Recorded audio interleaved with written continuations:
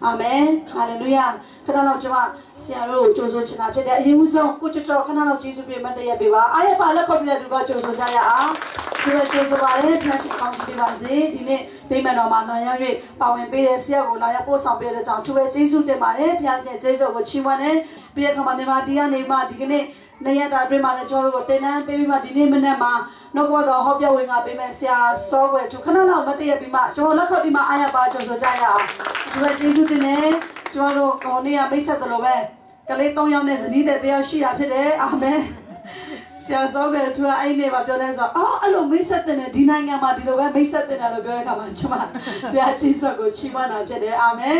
ဟာလေလုယာဒီနေ့ကျွန်တော်နှလုံးသားများကိုပြင်ဆင်ရင်းနဲ့ဘုရားခင်နည်းနည်းလာတော့နှုတ်ကပတ်တော်ကိုတောင်းတကြရအောင်တရှင်တော်ဝင်ကြနှုတ်ကပတ်တော်နဲ့သုံးတော်ခါမဲ့ဆရာစောကသူကိုအားလုံးအားရပါလက်ခုပ်တင်းနဲ့ကြိုဆိုကြရအောင်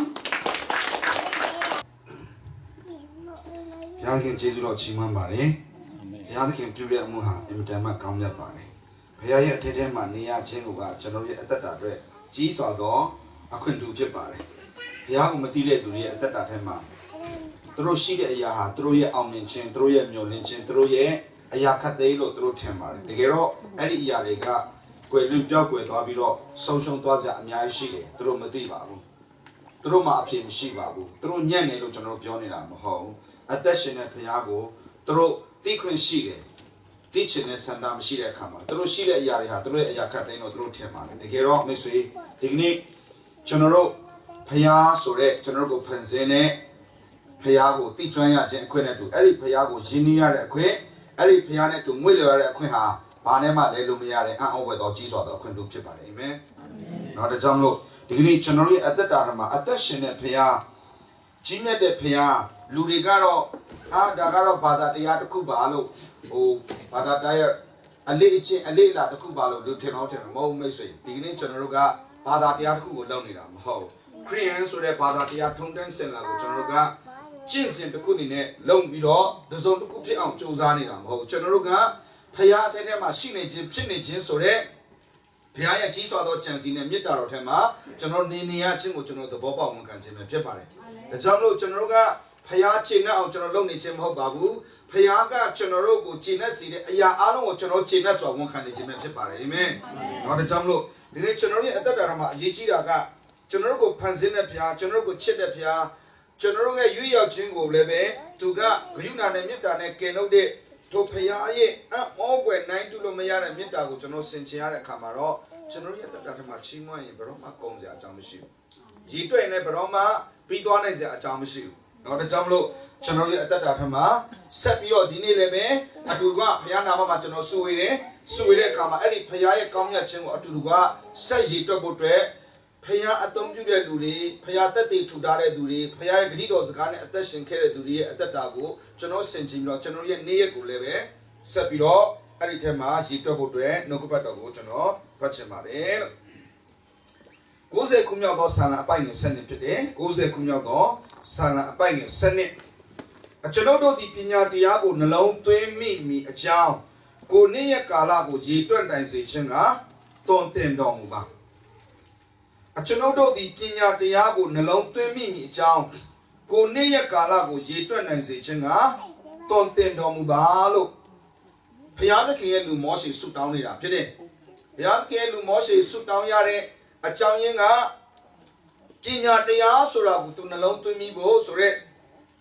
အမှုကိုအခြေပြုပြီးတော့ဘုရားသခင်အဲ့ဒီပညာတရားကိုကျွန်တော်နှလုံးသွင်းမိဖို့အတွက်ကျွန်တော်ရဲ့အသက်ရှင်တဲ့နေ့ရက်ကိုရည်တွက်တတ်အောင်သင်ပေးပါလားလို့သူတောင်းလျှောက်နေတာအဲ့တော့မောရှေကအဲ့ဒီပညာတရားဆိုတာကိုနှလုံးသွင်းမိအောင်သင်ပေးနှလုံးသွင်းမိဖို့အတွက်သူပညာမဲ့ခဲ့တဲ့သူမဟုတ်ပညာမတတ်တဲ့သူမဟုတ်ပညာတရားဆိုတာသူသဘောပေါက်ပြီးတော့ဆင်ခြင်အောင်မေ့ဖို့အတွက်သူကပညာမသင်ခဲ့ဘူးတဲ့သူမဟုတ်အီဂျစ်တိုင်းပြည်မှာဖာရောဘုရင်ရဲ့သမီးရဲ့မွေးစားသားအနေနဲ့နန်းတော်ထဲမှာနေခဲ့ရပြီးတော့အဲ့ဒီပညာတွေအဲ့ဒီအလေးလာတွေအဲ့ဒီအခြေအနေတွေထဲမှာကြီးပြင်းခဲ့ရတဲ့သူဖြစ်တယ်။ဒါကြောင့်မလို့သူကပညာတတ်တယောက်ဖြစ်ခဲ့တယ်။ပညာတတ်တယောက်ဖြစ်ခဲ့တဲ့နဲ့သူပြောနေတဲ့စကားကပညာတရားဆိုတာကျွန်တော်နှလုံးသွင်းမိဖို့ကျွန်တော်ကိုသင်ပေးပါအောင်လို့သူပြောနေတာကဘာကိုပြောတာလဲ။သူပညာမတတ်ခဲ့လို့ပြောတာလားအဲ့လိုလည်းမဟုတ်ဘူး။ပြီးတော့သူပြောတဲ့အကြောင်းကလည်းပဲ အဲ့ဒီပညာတရားကိုနှလုံးသွင်းပြီးဖို့အတွက်အခြေအနေတစ်ခုကိုသူလိုချင်တယ်အဲ့ဒါကဘာသူပြောတဲ့စကားပါဆိုတော့ကိုနေ့ရဲ့ကာလကိုရေတွက်တက်အောင်သင်ပေးပါတဲ့ကိုနေ့ရဲ့ကာလကိုကျွန်တော်ဘုရားသခင်ကျွန်တော်နေ့ရက်ကိုကျွန်တော်ရေတွက်တက်ရင်ပညာတရားဆိုတာကျွန်တော်သဘောပေါက်လာလူအောင်တော့နဲ့စဉ်းစားရင်တော့ဘာလဲလဲကိုနေ့ရက်ကိုကိုရေတွက်တက်တာနဲ့ပညာတရားဆိုတာဘယ်လိုသိလာမလဲလို့ရိုးရိုးလေးဒီလိုစဉ်းစားလို့ရတယ်ဒါပေမဲ့သူပြောတဲ့စကားကဘသူကိုပြောနေတာဆိုဘုရားကိုပြောနေတာခုနသူပညာမရှိလို့ပညာမတတ်လို့ပြောနေတာမဟုတ်သလိုသူနေရလောက်ကတော့သူမစင်ချင်တတ်တဲ့သူလည်းမဟုတ်ဘူးအဲ့တော့အောက်တော့မိုင်းဖြစ်တဲ့သူလည်းမဟုတ်ဘူးเนาะသူဉာဏ်ရှိတယ်ပညာတတ်တယ်ဒါပေမဲ့အခုသူကခေါင်းစဉ်ကဘုရားသခင်လူမောရှေပြုတော်ပထနာဆိုတာဘသူကိုဆုတောင်းနေတယ်ဆုတောင်းနေဘသူတောင်းလဲဆိုတော့ဘုရားကိုတောင်းနေတာဆိုတော့ဘုရားကိုတောင်းနေတော့တစ်ချိန်ကသူရှိခဲ့တဲ့ပညာတတ်ခဲ့တဲ့ပညာတဲ့ဘုရားကိုတောင်းတာဆိုတာအတိတ်ဘက်ကဘုရားရဲ့ပညာကိုပြောတာဖြစ်တယ်သူလောကပညာကိုမတတ်တာမဟုတ်လောကပညာသိတယ်ဒါပေမဲ့လောကပညာသိခဲ့တဲ့မောရှေကဟေဘရဲ7ထဲမှာသူဘယ်လိုဝန်ခံထားလဲဆိုတော့ဟေဘရဲ7ထဲမှာလောကပညာတက်ပြီးတော့လောကစည်းစိမ်ကိုသူရခဲ့ရင်တော့မှခံစားခဲ့ဘူးတဲ့အချိန်မှာပင်သူသဘောပေါက်ပြီးတော့ဝန်ခံတဲ့အရာရှိတယ်ဟေဘရဲ24ရက်နေဖတ်မယ်မောရှေဒီအသက်အရွယ်ကြီးရင်တော့ခါကြီးတော့ခါအပြစ်ရှိသောကာမဂုဏ်ကိုခဏခံစားခြင်းတဲ့ဖျားသခင်လူတို့နဲ့အတူညှင်းဆဲခံရခြင်းကိုတာ၍အလိုရှိသဖြင့်၎င်းအေဂုတ်တုပြည်စည်းစိမ်တဲ့ခရစ်တော်ကြောင့်ကဲ့ရဲ့ခြင်းဒုက္ခသည်တာရင်မြတ်သောစည်းစိမ်ဖြစ်သည်ကိုစိတ်ထင်သဖြင့်၎င်းယုံကြည်ခြင်းစိတ်ရှိ၍ဖာရောဘုရင်သမီးဤသားဟု၍ခေါ်ဝေါ်ခြင်းအခွင့်ကိုပယ်၍ခွင့်ကိုပယ်၏နော်အပေါ်မှာ23ကနေဖတ်မိယုံကြည်ခြင်းအပြင်ရှင်ဘုရင်အမိန့်တော်ကိုမကြောက်ဘဲ3လပတ်လုံးသူ့ကိုဝတ်ထားလေ၏မောရှေသည်အသက်ရဲ့ကြီးသောအခါအပြစ်ရှိသောကာမဂုဏ်ကိုခံစားခြင်းထက်ဖျားသခင်လူတို့နှင့်အတူညှင်းဆဲခံရခြင်းကိုတာ၍အလိုရှိ၏နော်ယုံကြည်ခြင်းအပြင်ရှင်ဘုရင်မြတ်ကိုမကြောက်ဘဲအေဂုတ်တုပြည်ကိုစွန့်သွား၍အကြောင်းမူကားမျက်မြင်ရသောဖျားသခင်ကိုမြင်ရပြီးတကယ်တော့ယုံကြည်ခြင်းရှိ၏နော်အဆွေသူကကြည့်အေဂုတ်တုပြည်ဤစည်းစိမ်တဲ့ခရစ်တော်ကြောင့်ကဲ့ရဲ့ခြင်းဒုက္ခအေဂုတ်တုပြည်မှာစည်းစိမ်မရှိတာမဟုတ်စည်းစိမ်ရှိတယ်အေဂုတ်တုပြည်မှာပညာမရှိတာမဟုတ်ပညာရှိတယ်ဒါပေမဲ့အဲ့ဒီပညာတဲ့အဲ့ဒီစည်းစိမ်တဲ့ခရစ်တော်ကြောင့်ခံရမယ့်ဒုက္ခဒီလူအုံနောက်မှာကောင်းသေးရဲ့လားနော်ဘာလို့ရှောက်စင်စားနေရလဲနန်းတော်ပေါ်မှာနေပြီးတော့အကောင်းစားစားပြီးတော့အကောင်းဆုံးနေပြီးတော့အကောင်းဆုံးပညာသင်ပြီးတော့ခရစ်တော်ကြောင့်ဒုက္ခခံမယ်တဲ့လူနေနဲ့တွေးတော့ဒီလူကြောင်သွားပြီပဲဒီလူအုံနောက်မကောင်းတော့ဘူးပဲဒါပေမဲ့မောရှေအုံနောက်ကောင်းတယ်အုံနောက်ကောင်းလို့ဘုရားကိုမြင်နေတာဟာလေလုယာအာမင်နော်ပညာရှိတော်သူတို့ဒီကယ်တင်ရှင်ကိုမြင်တယ်တဲ့ပညာရှိတွေကတွက်ချက်လိုက်တဲ့ခြေကိုတွေ့သွားတယ်အဲ့ဒီခြေဟာဘာလို့လဲဆိုကယ်တင်ရှင်ဆိုတာသိသွားတယ်မရရအောင်ရှာလာတယ်ဒီကနေ့ကယ်တင်ရှင်ကိုတွေ့တော့သူဟာပညာရှိတော်သူဖြစ်တယ်ဖြစ်ရှင်ဟာလေလုယာနော်လောကပညာကိုပြောနေတာမဟုတ်ဘူးလောကပညာမှာသင်တဲ့ကျွန်တော်အားနေတာကိုကိစ္စမရှိဘူးငါတို့ပညာသင်စရာမလိုဒါကိုပြောနေတာမဟုတ်ဒီကနေ့စစ်မှန်တဲ့ပညာကိုသင်ရရင်လောကမှာမျက်နှာရပါတယ်အာမင်အာမင်စစ်မှန်တဲ့ပညာကိုမောရှေရသွားတဲ့ခါကျတော့သူအသက်40ကနေ80ထိသူပညာလည်းသူမရှိတော့ဘူးသူယာရုလည်းသူမရှိတော့ဘူးသူခြေနေလည်းသူမရှိတော့ဘူးဒါပေမဲ့တနစ်ကနေ40ထိဖာရောဘုရင်နန်းတော်ထဲမှာနေခဲ့တဲ့ပညာတဲ့အသက်40ကနေအသက်80ထိတောထဲမှာနေခဲ့ပြီးတော့ဖယားရဲ့တင်တဲ့ပညာကပိုရကြီးကျယ်ခံရပါတယ်ဟာလေလုယာမိတ်ဆွေဒီကနေ့ဖယားနဲ့တွာလာလို့လူကတော့တိုးချောင်းသားတောမှာနေတဲ့လူလို့မြင်ကောင်းမြင်ပေမဲ့အဲ့ဒီတောကလူပဲမြို့ပေါ်မှာရှိတဲ့လူတွေကိုဘယင်တက်လို့နေတာဟာလေလုယာအဲ့ဒါဘယ်သူကြောင့်လဲဖယားကြောင့်ဖြစ်တယ်အာမင်ဒီကနေ့မိတ်ဆွေတင်တဲ့ကျွန်တော်ဖယားနဲ့သာပျော်မွေ့တတ်ရင်ဖယားဟာဘယ်သူလဲဆိုတာသဘောပေါက်ရင်တိတ်အချင်းနေဟာဝမ်းနဲ့စရာမှမဟုတ်တော့တာအာမင်ဒါဝိဒ်လည်းဝမ်းမနေသလိုမောရှေလည်းဝမ်းမနေတော့ဘူးအေဂုတ်တုပြည်ရဲ့စီးစိမ်တဲ့ခရစ်တော်ကြောင့်ခံရမယ်အော်ချီဓမ္မောင်းကလေးကခရစ်တော်ကိုမောရှေမြင်တယ်ကြည်စမ်းအော်လိုက်တာဓမ္မသစ်မှာရှိတဲ့ပါဠိရှဲတွေတော့ခရစ်တော်ကိုမမြင်ဘူးဓမ္မဟောင်းမှာရှိတဲ့မောရှေက ခရစ်တော်ကိုအဲ့ဒီတဲကရှင်းရှင်းလင်းလင်းမြင်တယ်ဒါကြောင့်အဲ့ဒီဒုက္ခသူကြွေးတယ်ဒုက္ခလို့ပြောတဲ့အခါမှာတင်းတင်းမကြောက်ပါနဲ့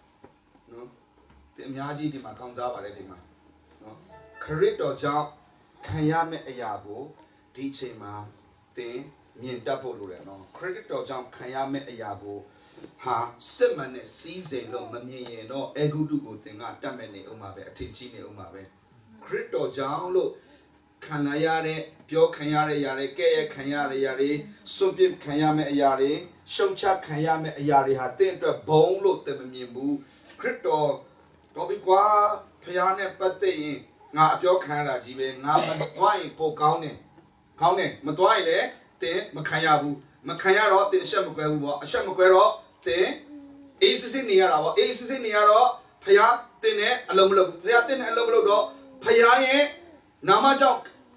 ခံရမယ့်ဆင်းရဲဒုက္ခတွေကနေဖြစ်လာတဲ့ဖခင်ဘုံတင်မရတော့ဘူးပေါ့ဒါပါပဲကြိုက်တာရွေးလို့ရပါတယ်လွတ်လပ်တဲ့နိုင်ငံမှာနေတာဖြစ်တယ်အာမင်နော်ဆိုတော့ကျွန်တော်တို့ကတော့နှုတ်ကပတ်တော်နဲ့ဂရုတော်ကိုဖခင်ရဲ့တရားစကားနဲ့လောကရဲ့အရာကိုရှင်းပြဖို့တော့ကျွန်တော်တို့ရဲ့အငန်းတာရှိတယ်ရွေးတာမရွေးတာကတော့တင်းနဲ့ကျွန်တော်ရဲ့အပိုင်းပဲဖြစ်တယ်အဲ့ဒါကဟိုကမ္ဘာဦးကလေးကပဲဖခင်ကလည်းပဲအာဒံကိုဘာလို့လဲဆိုအကြီးကျယ်သူ့ရဲ့အခွင့်အာဏာနဲ့သူ့ရဲ့အရာကိုပေးခဲ့တယ်အာဒံသူ့ရဲ့အကြီးကျယ်ခံရတဲ့အရာတွေဒီလိုအများကြီးရှိတယ်နော်ဒါတွေပြတယ်အဲ့ဒီအလိုတော်နဲ့အဲ့ဒီချန်စီတော်ကလည်းဘယ်တော့မှပြတ်သွားစရာအကြောင်းမရှိဘူးဘသူဖြတ်လည်းမပြတ်နိုင်ဘူးအာမင်အဲ့ဒီဘုံကိုဘသူကတိခိုက်လို့မှလည်းမပြတ်စီးသွားဘူးအေးဒါပေမဲ့အဲ့ဒီဘုံဟာကောင်းလားမကောင်းလားကြီးလားမကြီးလားဘူးဆိုတာတော့ရွေးချယ်မှုကတော့အာရန်ရဲ့အထဲမှာပဲတင်းနဲ့ကျွန်တော်ရဲ့အထဲမှာပဲဖခင်ကလူကိုခံစားချက်ကင်းမဲ့အောင်လုပ်မလုပ်ထားဘူးရွေးချယ်မှုနဲ့လွတ်လပ်စွာခံစားပိုင်ခွင့်ရှိတယ်ဆိုတော့တရားထည့်ထားတယ်လွတ်လပ်ခွင့်ပေးထားတယ်အဲ့ဒီလွတ်လပ်ခွင့်ပေးထားတဲ့အခါမှာအဲ့ဒီလွတ်လပ်ခွင့်တွေကဖခင်ကိုရွေးတက်သွားရင်အဲ့ဒီလွတ်လပ်ခွင့်တွေကဖခင်ရဲ့ဘုံကြည်ခြင်းကိုသာတင်မြင်တက်သွားရင်လေပဲဒီကနေ့ဖခင်ကမြင်ကြီးပေါ်မှာသူတက်တည်ဘာမဆိုလုပ်လို့ရတဲ့ဖခင်ဖြစ်တယ်အာမင်အာမင်နော်ဒါကြောင့်မလို့မောရှေကလေသူဘာပြောလဲဆိုတော့အေဂုတုစီစိတ်တဲ့ဖခင်ရဲ့ခရစ်တော်ကြောင့်ခံရမယ့်ဒုက္ခဆိုတဲ့လောကအရာကကြည့်နော်မိုက်မဲသောအရာပဲလောကရဲ့ပညာနဲ့ကြည့်နော်အင်မတန်မှမယူရဲတွေရဲ့ပြုတဲ့အလေးလာပဲဒါပေမဲ့ဖခင်ဘက်ကနေကြည့်နော်ဖခင်ကအင်မတန်ကျင့်တတ်တော်ရဖြစ်တယ်အာမင်အာမင်ငါနာမကြောင့်သင်တို့ဒီကဲ့ရဲ့ခံရမယ်ငါနာမကြောင့်သင်တို့ဒီရှုံချခံရတဲ့ခါမှာသင်တို့ဒီမင်္ဂလာရှိတယ်လို့ဖခင်ကပြောတယ်ဒီလိုပြောတဲ့ခါမှာတမန်တဲ့ဖခင်ကဆင်းရဲတွင်ပို့တဲ့ဖခင်မဟုတ်ပါဘူးဖခင်ကသင်တဲ့ကျွန်တော်ကိုလပတဲ့အိုတလုံးဖြစ်ဖို့အတွက်သူကအစင်စင်ဖြတ်ရတယ်လပတဲ့အိုတလုံးစင်ပေါ်မှာတင်တဲ့အိုတလုံးဈေးကွက်ဝင်သွားတဲ့အိုတလုံးလူတွေကကြည့်ပြီးတော့လိုချင်လာတဲ့ကြည့်နဲ့ချင်နဲ့လာတဲ့အိုတလုံးဖြစ်ဖို့ဆိုတာကတော့ဟောဖြစ်စေဆိုပြီးတော့ဖြစ်လာတာမဟုတ်ဘူးအိုထင်းဟာကိုယ်တိုင်ရှုံကိုယူရေနဲ့တဲ့ရှုံကိုနဲ့နော်ပုံစံသွင်းအဖုတင်မရှိအောင်သူကလို့အဖုတင်ရှိတိုင်းပြန်ရိုက်ခွဲပြန်ချေရေနဲ့ပြန်နေပြီးတော့ပုံသွင်းပြီးတော့အလုံးချောလာပြီဆိုရင်မိဘတက်ပြီးတော့မိကိုအစင်မျိုးအကင်းနော်အထက်ပြီးတော့မှနေလန်းပြီးတော့မှနောက်ဆုံးလာပလာတဲ့ဦးဖြစ်တဲ့ခါကျတော့မှဟောအတိတ်ပဲရှိတဲ့အတ္တလေးဖြစ်လာတယ်ဆိုတော့အဲ့ဒါတွေကဘာလဲဆိုတော့ဖြတ်တန်းရတဲ့စစ်ဆေးခြင်းကာလမောရှေရဲ့ဖြတ်တန်းရတဲ့စစ်ဆေးခြင်းကာလအဲ့ဒါကြောင့်သူကဘာကိုသူကဆုတောင်းနေပြီလဲဆိုတော့အခုကိုရောတဲ့ကျွန်တော်ရဲ့နေ့ရက်ကိုရေတွက်တတ်အောင်တင်ပေးအတိတ်ဘက်ကဒီနေ့ဘာလုပ်မယ်ဆိုတာတဲ့ဖယားသခင်ဒီကနေ့ကိုရောနဲ့ကျွန်တော်ဘယ်လိုအသက်ရှင်ရမလဲကိုရောကျွန်တော်ကိုဘယ်လိုအသက်ရှင်စေချင်လဲကိုရောနာမကြောင့်ကျွန်တော်ဘာလုပ်ရမလဲကိုရောရဲ့စကားကိုကျွန်တော်ဘယ်လိုဝန်ခံရမလဲကိုရောဂတိတော်ထဲမှာကျွန်တော်ယုံကြည်ခြင်းနဲ့ဘယ်လိုတွားရမလဲကျွန်တော်ကိုတတိပေးဖွင့်ပြအဲ့ဒါနဲ့ကျွန်တော်ကစင်ကြင်အသက်ရှင်ခြင်းတယ်အဲ့ဒါဆိုရင်တဲ့ကိုရောပညာကိုကျွန်တော်ရလာအာမင်ဖယားနဲ့တင်းရဲ့နေ့ရက်ကိုတင်မရည်တွေ့ဖယားပညာတင်မသိနိုင်ဖယားရဲ့ပညာကိုဖတ်လို့မသိဘူးမိတ်ဆွေဖယားရဲ့ပညာနဲ့ဂတိတော်ကိုတင်ဖတ်ရင်တော့အကြောင်းတစ်ခုတော့အုံနောက်မှာသိသွားတယ်ဒါပေမဲ့အဲ့ဒီဖယားရဲ့ပညာရဲ့ထူးဆန်းအံ့ဩဖွယ်နဲ့နေတဲ့အရာတွေကဒီကနေ့တနေ့တာထဲမှာအဲ့ရတဲ့ဂတိတော်ကိုဝန်ခံပြီးတော့ကြုံလာမဲ့အရာအောင်ဂတိတော်နဲ့ဂတိတော်ပေါ်မှာတတိပေးတဲ့အပေါ်မှာဆုံးမတဲ့အပေါ်မှာအဲ့ဒီတိုင်းဒီစကားကိုဝန်ခံပြီးတော့ယုံကြည်နဲ့ဝန်ခံပြီးတော့ဖြစ်လာတဲ့အရာအလုံးကိုရင်ဆိုင်တဲ့အခါမှာဖယားရဲ့ပညာဟုတ်လားမဟုတ်လားကောင်းလားမကောင်းလားအသက်ရှိလားမရှိလားဆိုတာတက်တည်တွေ့လာတယ် အဲ့ဒီခါမှာဖျားပညာနားလေတာဒါကြောင့်မောရှေကတစ်ချိန်လုံးကအဂုတုမှာလေသူကသူ့လူတွေကိုကယ်ဖို့သူ့ပညာနဲ့သူစူးစမ်းတယ်သူစန္ဒရှိတယ်သူစိတ်ရှိတယ်ဒါပေမဲ့ဖျားကြောင့်သူလောက်တာမဟုတ်ဘူးလူမျိုးရေးစိတ်ဓာတ်ကြောင့်လောက်တာလူမျိုးရေးစိတ်ထားနဲ့လောက်တာဆိုတော့မပြေလဲတဲ့အပြင်သူ့လူနှစ်ယောက်ကသူ့ကိုကြောက်ချလိုက်တဲ့အခါမှာသူကတော်တဲ့ထပ်ပြေးသွားတယ်အခုတော်ထဲမှာသူရောက်ပြီတော်ထဲမှာသူရောက်တဲ့အခါကျတော့သူ့ရဲ့အသက်တာမှာသူနှစ်40ပြင်ခံရတယ်အဲ့တော့အဲ့အနှစ်40ပြင်ခံရတဲ့အသက်တာလေးကိုခဏထားပြီးတော့ဖခင်ရဲ့ငကိုကလေးကရှိတဲ့ဖခင်နဲ့ဘယ်လိုသွားတယ်လဲနော်အဲ့ဒီအပြင်ခံရတဲ့အရာကိုနောက်ဆုံးသူကထွတ်မြောက်ရ3ထဲမှာထွတ်မြောက်ရ3ထဲမှာသူကခြုံပုတ်တစ်ခုမှာမီးထင်ရှားတယ်အဲ့ဒီမီးထင်ရှားတဲ့နေရာမှာသူကဖခင်နဲ့စကားပြောတဲ့ဖခင်ရဲ့မျက်မှောက်တော်ဆိုတဲ့အရာမှာသူကျင့်တတ်ခဲ့တဲ့အရာလေးစကလုံးလေးကိုအဲ့ဒီအခြေအနေလေးကိုအကြောင်းပြုပြီးတော့ကဘာဦးကျန်းကအဖြစ်ပြက်လေးကိုကျွန်တော်နည်းနည်းအရင်ပြောမယ်ပြီးရင်အဲ့ဒါပြန်သွားမယ်နော်ကဘာဦးကျန်း7နှစ်မှာကဘာဦး7နှစ်အငယ်6နဲ့9ကိုကျွန်တော်ထပ်ဖတ်ခြင်းနဲ့အာပြန်သည်ထိုပြည်ကိုရှောက်သွား၍ရှိခင်အရက်မောရိတပိတ်ပင်တို့ရောက်လေ၏ထိုအခါခန္ဓာမျိုးသားတို့သည်ထိုပြည်၌ရှိကြ၏ထာဝရဘုရားသည်အာပြန်အားထင်ရှား၍ဤပြည်ကိုသင်အမျိုးနွယ်အားငါပေးမည်ဟုမိန့်တော်မူ၏ထိုသို့ထင်ရှားတော်မူသောထာဝရဘုရားအဖို့ထိုရ၌ရစ်ပလင်ကိုတည်လေ၏နောက်တစ်ပတ်ဖတ်ခြင်းနဲ့ခန်းကြီး7နှစ်ပဲအငယ်8ထဲမှာ8နဲ့9မှာထိုရက်မှတွားပြန်၍ဗေဒလာမြို့အရှိ၌ရှိသောတောင်သို့ပြောင်းသည်ဖြင့်ဗေဒလာမြို့အရှိအာဣဗေဒလာမြို့အရှိအာဣမြို့အနောက်ဆက်ကြားမှာတဲကိုဆောက်၍ထာဝရဘုရားဖို့ရစ်ပလင်ကိုတင်ပြီးလေတည်ပြီးလေထာဝရဘုရားဤနာမတော်ကိုပထနာပြု၏ငယ်ရှမှာအခန်းကြီး73ရဲ့အငယ်19-18ကိုထပ်ပြီးတော့ဖတ်ခြင်းနဲ့တင်ထား၍မြေကိုအများအဖြစ်၎င်းအနံအဖြစ်၎င်းရှောက်သွားတော့တင့်အားငါပေးမည်ဟုမိန့်တော်မူ၏တဖန်အာပြန်သည်တဲကိုပြောင်း၍ဟေပြုံမြို့မန်ရီတပိတ်တော်သို့ရောက်မှနေရာကျ၍ထာဝရဘုရားအဖို့ရစ်ပလင်ကိုတည်လေ၏ကပောက်ကျန်ခန်းကြီး7နဲ့အငယ်6နဲ့9မှာတစ်ချက်ဖတ်တယ်ကပောက်ကျန်ခန်းကြီး7နဲ့အငယ်10မှာတစ်ချက်ဖတ်တယ်ကပောက်ကျန်ခန်းကြီး7တော့အငယ်19နဲ့18မှာဖတ်တယ်အာဗြဟံအကြောင်းပဲအာဗြဟံငယ်6နဲ့9မှာ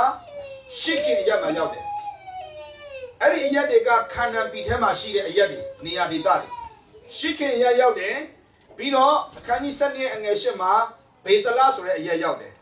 အခန်းကြီး73ရဲ့အငယ်18မှာဟေပြုံဆိုတဲ့နေရာအရက်ကိုရောက်တယ်တော့ခန္ဓာပြည်ထဲမှာရှိတဲ့တနည်းအားဖြင့်ပြောရင်မြို့3မြို့ပေါ့နေရာ3နေရာအာပြန်ဆိုတဲ့ပုဂ္ဂိုလ်ဆိုတာကတစ်ချိန်ကဘုရားကိုသူမသိဘူးဘုရားကိုမကိုးကွယ်ဘူးရုပ်တုကိုကိုးကွယ်တယ်ရုပ်တုကိုသူသူသွားတဲ့နေရာတိုင်းမှာယူသွားတယ်ရောက်တဲ့နေရာမှာရုပ်တုကိုချတယ်ရှိခိုးတယ်ကိုးကွယ်တယ်ဒီလိုပဲသူသက်ရှင်ခဲ့တယ်ဒါပေမဲ့တနေ့မှာဘုရားကအာပြန်ကိုနာမည်နဲ့လာပြီးတော့ခေါ်တယ်အာပြန်ခဏစနေငတဲ့မှာ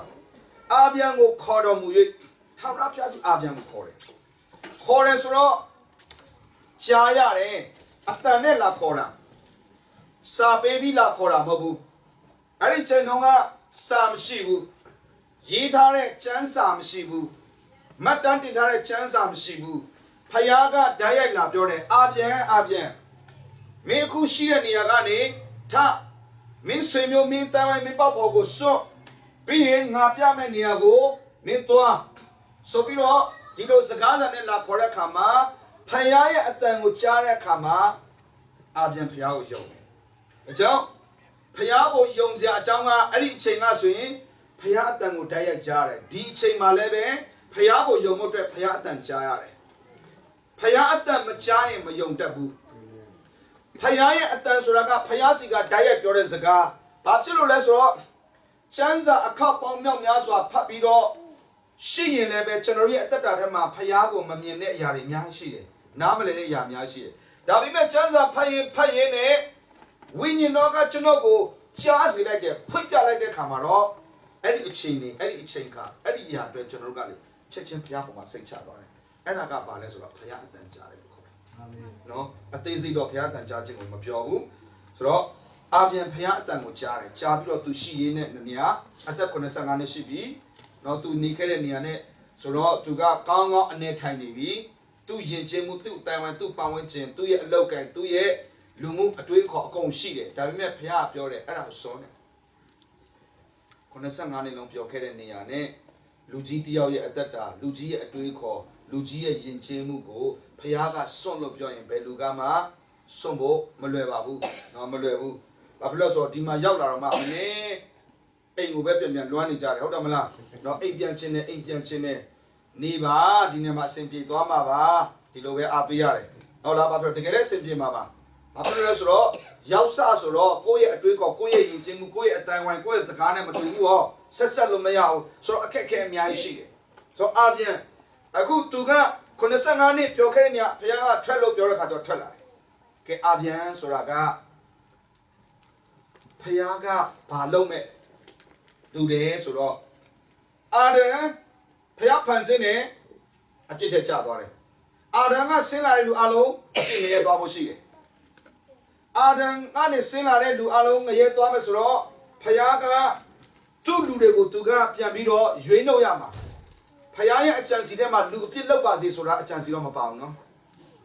ဘုရားကဟိုအစကနေအဆုံးတော့မြင်တယ်ဘုရားကအစကနေအဆုံးတော့ကြံစီထားပြီးပြီဒါပေမဲ့သူကြံစီထားတဲ့ထက်မှာဒီညံရောက်ရင်လူအပြစ်လောက်ပါစေဆိုတော့ထောင်ချောင်းနဲ့ကောင်းမကောင်းတီးကိုထားတာတော့မဟုတ်ဘူးအဲ့ဒါမဟုတ်ဘူးအဲ့ဒါဘုရားကြံစီမျိုးဘူးဒါဆိုရင်ကောင်းမကောင်းတီးဆိုတာကအစိတ်ပင်လားအစိတ်ပင်မဟုတ်ဘူးကောင်းမကောင်းတီးအစိတ်ပင်မဟုတ်ဘုရားကအစိတ်ပင်မဖန်ဆင်းဘူးဘုရားကလူသေးပါစေဆိုမှဒီပင်ကိုချပြီးတော့ဖန်ဆင်းတဲ့ဘုရားမဟုတ်ဘူးအဲ့ဒီကောင်းမကောင်းတီးဟာကောင်းတယ်စားကောင်းတော့တီးပြီနော်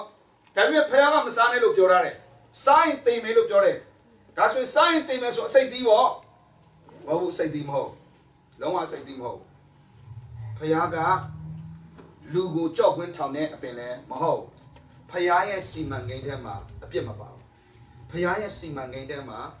လူကိုဒီလိုမျိုးမြူဆွဲသွေးဆောင်ပြီးတော့ကြောက်တွန်းချတာမပါဘူးဖခင်တန်ရှင်းတယ်ဖခင်ကောင်းမြတ်တယ်အာမင်ဖခင်မှာမကောင်းတဲ့ရည်ရွယ်ချက်တစ်ခုမှမရှိဘူး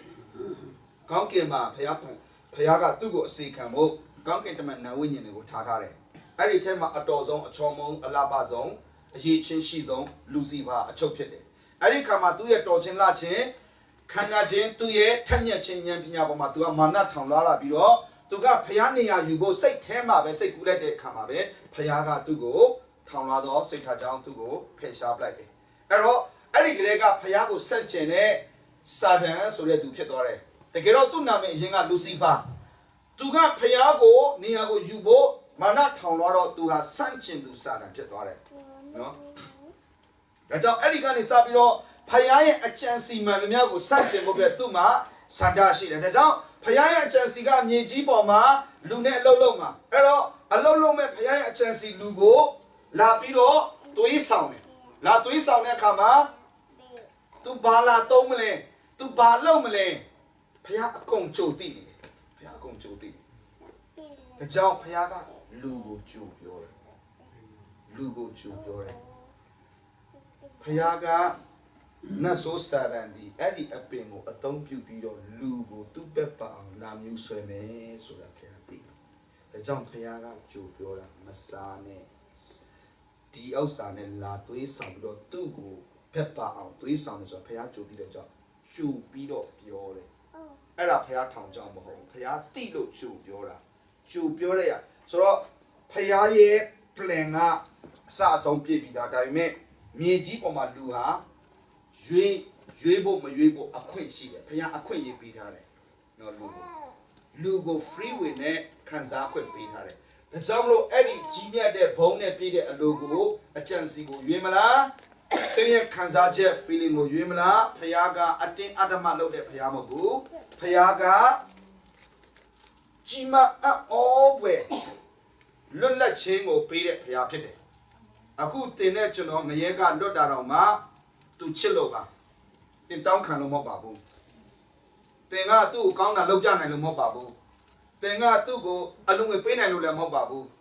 သူကချစ်လွန်းလို့ကိုသူ့ထဲက offer လုပ်ထားတာသူ့ထဲကကျေးဇူးပြုထားတာ အသက်နဲ့ယဉ်မိကိုကျေးဇူးပြုထားတာနော်ဒါကြောင့်မလို့ဖယားဟာသူပြုတဲ့အရာအားလုံးကိုလူကိုခံစားစေခြင်းတယ်ကုံကုံပြောမယ်ကျွန်တော်လက်အိတ်ရှိလားမရှိဘူးကိစ္စမရှိဘူးကျွန်တော်လက်အိတ်ကိုမျက်စိထဲမှာမြင်အောင်လိုက်လက်စွပ်လက်အိတ်ဆိုတာလက်ချောင်းပုံစံအပြည့်ရှိတယ်ကွက်တီပဲလက်စွပ်လိုက်ရင်အဲ့ဒီလက်အိတ်ထဲကိုလက်စွပ်လိုက်ရင်ကွက်တီပဲကွက်တီလောက်ထားတာလက်စွပ်ဖို့အတွက်လောက်ထားတာအဲ့ဒါဆိုရင်အဲ့ဒီလက်အိတ်ကဒီလက်မစွပ်ခင်မှာလက်အိတ်ကအခွန်မယ်အဲ့ဒီလက်အိတ်ထဲကိုလက်ကိုထဲလိုက်တာနဲ့အဲ့ဒီလက်အိတ်ကအပေါ်မှာပုံပေါ်သွားတယ်ဒီထဲကလက်ကအသက်ရှင်နေတာအဲ့ဒီအသက်ရှင်နေတဲ့ကလှုပ်တဲ့အခါမှာအပေါ်ကလက်အိတ်ကအသက်ရှင်တဲ့ပုံပေါက်သွားတယ်လှုပ်ရှားသွားတယ်ပုံသဏ္ဍာန်ပေါ်ပြင်းသွားတယ်ကျွန်တော်တို့ကိုတဒံတူအောင်ဖះနဲ့တဒံတူအောင်ဖះဖန်ဆင်းထားတယ်အဲ့ဒါကပါလို့ဆိုတော့ဖះဒီထဲမှာလာနေရယူဖို့ပဲဖះဒီထဲမှာနေပြီးတော့ဒီထဲမှာနေပြီးတော့ဒီခန္ဓာကိုယ်ဟာဘုံနဲ့တကူနဲ့ဖះရဲ့သဘောနဲ့ပြည့်ပြီးတော့စီးဆင်းသွားဖို့ကျွန်တော်တို့ကိုဖန်ဆင်းထားတာဖះနေရယူဖို့ဖန်ဆင်းထားတာဘာမှမဟုတ်ဖះကသူ့ကိုယ်သူနဲ့ကျွန်တော်ထဲမှာဖြည့်ခြင်းလို့နေရယူခြင်းလို့ကျွန်တော်တို့ကိုမြေကြီးမှာထားတာကျွန်တော်တို့ကဖះနဲ့မဖြည့်ပိုက်ဆံနဲ့ဖြည့်တာဥစ္စာနဲ့ဖြည့်တာယာဒူးနဲ့ဖြည့်တာဂုံပကာသနာနဲ့ဖြည့်တာအဲ့ဒါမမားပါဘူးဖြည့်တော့ဖြည့်သလားဆိုတော့ယာဒူးဘလောက်ကြီးကြီးသူမချင်တတ်ဘူးယာဒူးဘလောက်ရသူမချင်တတ်ဘူးပိုက်ဆံအမောက်အများကြီးရှိလဲသူမချင်တတ်ဘူးမပြည့်တော့ဘူးဟောတလောကလုံးနဲ့ဖြည့်တယ်မပြည့်ဘူးဘယ်ပြည့်မလဲဖះကသူဖြည့်ဖို့လောက်ထားတာသူ့ကိုယ်သူနဲ့ဖြည့်ဖို့လို့ဖះဖြည့်လိုက်တဲ့အခါကျတော့ဟောကြည့်ဖះနဲ့ပြည့်သွားရင်ဘာအပြင်းမှမရှိပဲအဲ့ဒီကြည့်နေတယ်အာမင်ဖះပြည့်သွားတဲ့အခါကျတော့အသက်80မောရှိကတုံယူနဲ့စကားပြောတာအတန်တုံနေနဲ့အဲ့ဒီစကားကတက်တင်ကိုဖြစ်နေတော့အာမင်ဟုတ်လားမောရှိကဖះနဲ့သူ့ရဲ့အသက်တာအပြည့်ခံလိုက်တဲ့အခါကျတော့သူပြောလိုက်တဲ့စကားကချိန်တော့မိုက်မပါဘူးအဲ့ဒီချိန်တော့ကမှမိုက်မပါဘူးလူအများကြီးကြားပြီးတော့နားထောင်ပြီးတော့အတိတ်ပဲနားလည်သွားတယ်လွတ်ချင်လည်းရသွားတယ်ဖះနဲ့ဖြည့်သွားတဲ့အခါကျတော့အသက်80လည်းပြဿနာမရှိဘူး18နဲ့လည်းပြဿနာမရှိဘူးနော်ဒါကြောင့်အရေးကြီးတာကဘာလဲဆိုတော့ဖះနဲ့ဖြည့်ဖို့ဖះကဝင်သွားတဲ့အခါကျတော့ဖះကနေရတဲ့အခါကျတော့ဖះအုပ်စိုးနေတဲ့အခါကျတော့သူကဒီပေါ်မှာအသက်80မောရှေကဖះနဲ့ခြင်နဲ့နေတဲ့အခါမှာသူ့မျက်နှာကအရေးတုံအောင်တက်နေမှာဒါပေမဲ့လူတွေကြည့်လို့တော့မရဘူးဟောသူတိတ်ပြီးတော့ beauty parlor တိတ်ကောင်းလို့မဟုတ်ဘူးနော်အရေးမတွတ်အောင်တွားပြီးတော့ချုပ်ထားလို့ရှိုင်းတာမဟုတ်ဘူးဖះနဲ့ဖြည့်နေတယ်ဖះနဲ့ကြည်နေတယ်ဖះနဲ့ကြည်နေတယ်ဖះနဲ့မွေ့လွန်နေတဲ့အခါမှာသူ့မျက်နှာကိုလူကြည့်လို့မရပါဆိုဖះဘုံလို့မြင်နေရနော်အဲ့တော့အခုကြည့်အာပြန်ဖះသူ့ခေါ်တယ်သူထွက်လာပြီးတော့ခန္ဓာရောက်တယ်ခန္ဓာအာပြန်ကိုခေါ်ပြီးတော့အာပြန်ကနေပြီးတော့ဣဇက်ပေးတယ်ဣဇက်ကနေယာကုပ်ပေးတယ်ယာကုပ်ကနေသား12ယောက်မွေးတယ်သား12ယောက်မွေးပြီးတော့ဣသရေလဆိုပြီးတော့ပြောင်းလိုက်တယ်နာမည်ဣသရေလအနွယ်ဆိုတာဖြစ်သွားတယ်ဖះငါလူမျိုးလို့ပြောလိုက်တယ်ငါလူမျိုးအဲ့ဒီလူမျိုးကိုအခုသူကဘယ်ကိုခေါ်သွားလဲခါနန်ကိုခေါ်သွားတယ်အဲ့ဒီခါနန်ရောက်တော့အဲ့ဒီလူမျိုးအလယ်မှာဘယ်သူဆင်းလာလဲဆိုတော့ဖះကိုယ်တိုင်ဆင်းလာတယ်ဖះကိုယ်တိုင်ဆင်းပြီးတော့လောကမှာရှိတဲ့လူကိုသူ့လူမျိုးထက်ကနေကောင်းကြီးဖြစ်စေသွားတာအဲ့ဒီစီမံကိန်းကဘယ်ကနေစလဲအာဒံကအပြစ်ထဲကျသွားတယ်လူတွေသုံးစားမရတော့ဘူးအာဒံရဲ့သားအာဘေလဖះစိတ်တော်တွေ့တယ်ဖះသုံးလို့မရဘူးအေးနောက်ဖះစိတ်တော်နဲ့တွေ့တယ်နှစ်ပေါင်း3လုံးဖះနဲ့သွားတယ်ဖះမသုံးဘူးနောအေးဖះစိတ်တော်နဲ့တွေ့တယ်လူတွေကိုစီရင်ခြင်းနဲ့ပဲဖះကသူ့ကိုအသုံးပြုတယ်ဒါပေမဲ့အာပြန်ဖះကိုမသိပေမဲ့ဖះခေါ်ထုတ်လိုက်ပြီးတော့ဖះဒီသူ့ရဲ့လူကိုပြန်ရွေးနှုတ်ဖို့ကယ်နှုတ်ဖို့စီမံကိန်းကိုအသုံးပြုဖို့ပထမ ဦးဆုံးလူနေနဲ့ဖခင်ကသူ့ကိုခေါ်လိုက်တယ်ဖခင်ခေါ်လိုက်တဲ့ခါမှာသူထွက်လာတယ်ဣဇက်ယာကုပ်ဣသရေလဆိုပြီးတော့ဣသရေလလူမျိုးဖြစ်တဲ့ခါမှာခါနာရောက်လာတယ်ခါနာရောက်တော့အဲ့ဒီထဲမှာယေရှုဆင်းလာတယ်ယေရှုဆင်းလာပြီးတော့အဲ့ဒီမှာဘာလုပ်လဲလူတွေကိုလောကကိုဝမ်းမြောက်ဖွယ်တဲ့ကဲတင်ခြင်းအာမခံပေးလိုက်တယ်ဒါဆိုရင်အာဗြဟံဟာ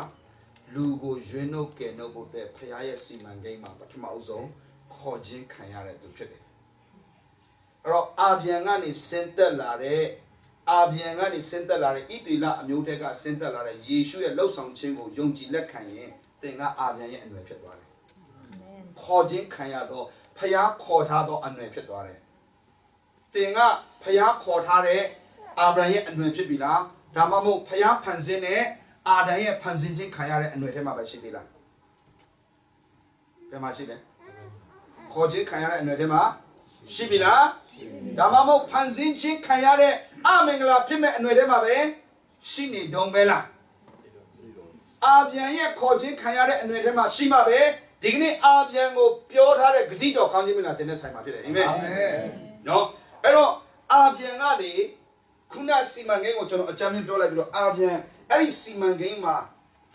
သူကအတုံးခံခဲ့တဲ့အခါမှာဖခင်ကလေဒီလိုမှတ်တမ်းတင်တယ်အာဗြဟံဤဖခင်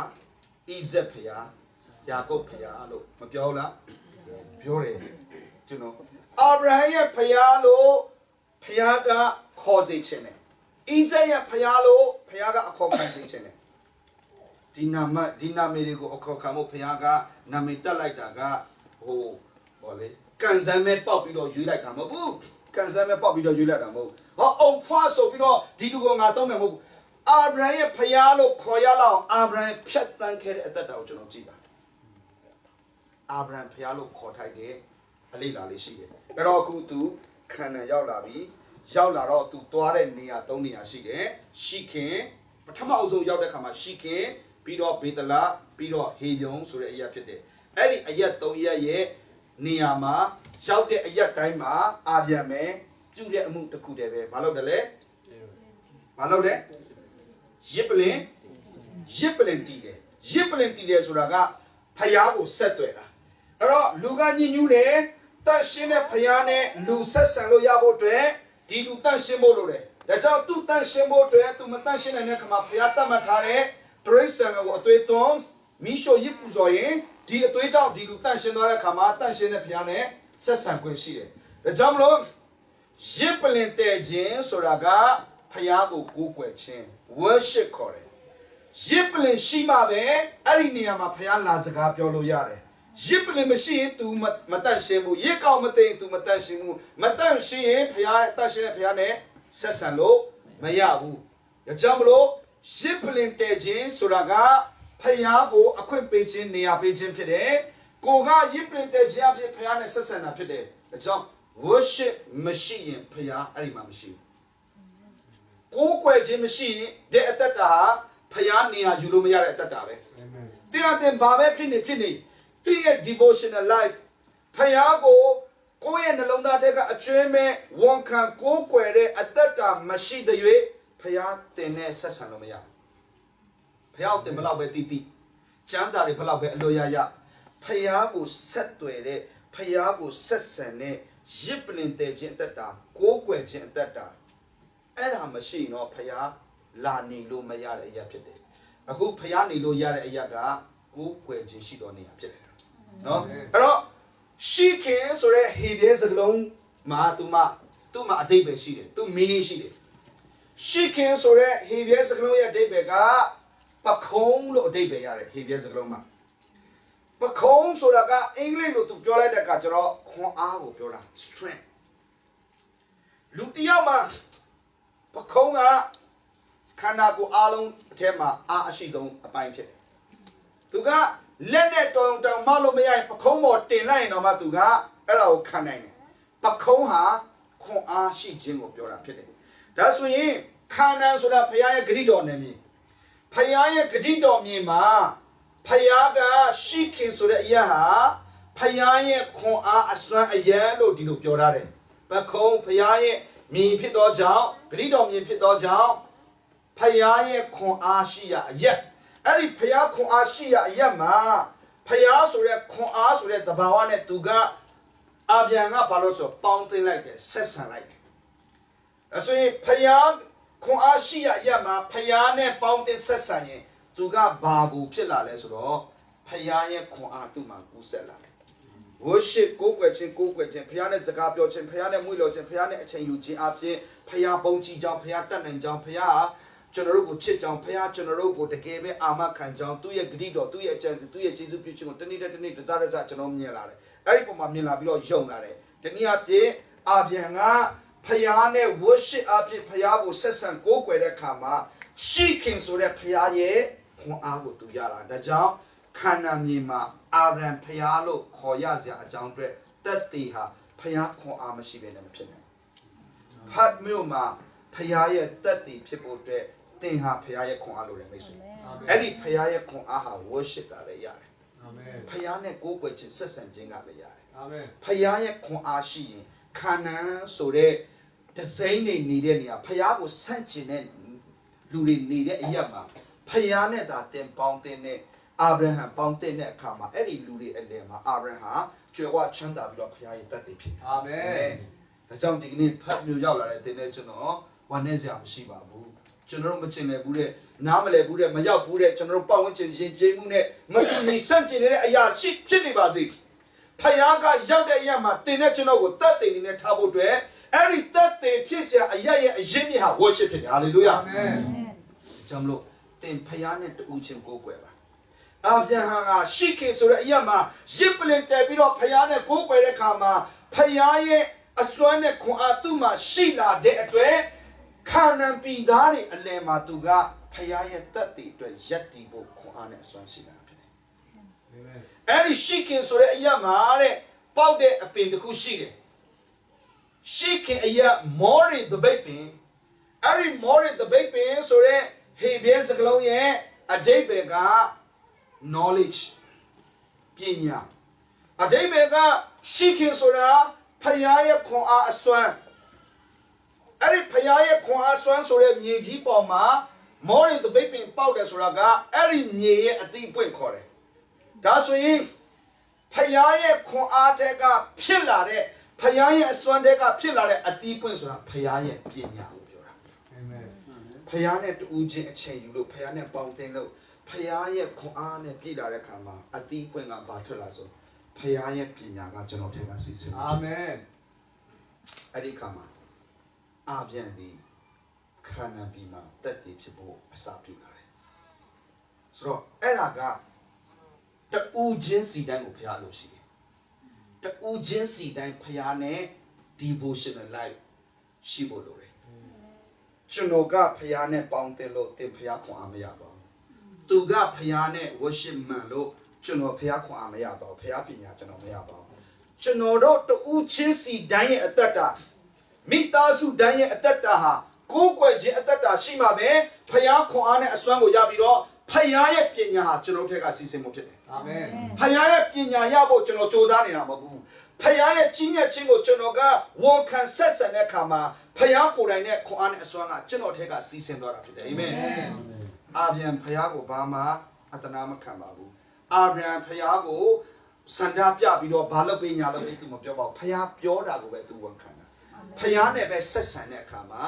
လူအားလုံးရှေ့မှာသူကဘာဖြစ်လဲဆိုအာဗြဟံဖျားလို့ခေါ်ရစရာအကြောင်းရဲ့အစပြုခြင်းရဲ့အမှုအရာ worship ဖြစ်တယ်အာမင်အာမင်အာမင်အဲ့ဒါနဲ့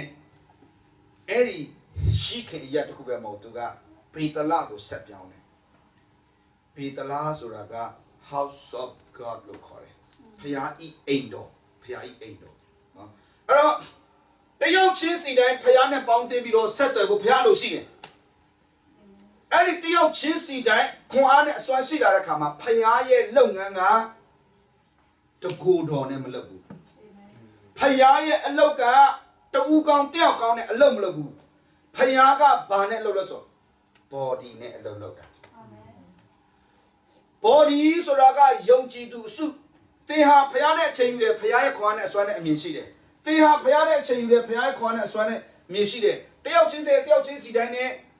တကူတော်ဧဝံဂေလိသမားတကူတော်ပညာပြတဲ့သူနဲ့ဖျားလုံးမလုပ်ဘူးဖျားက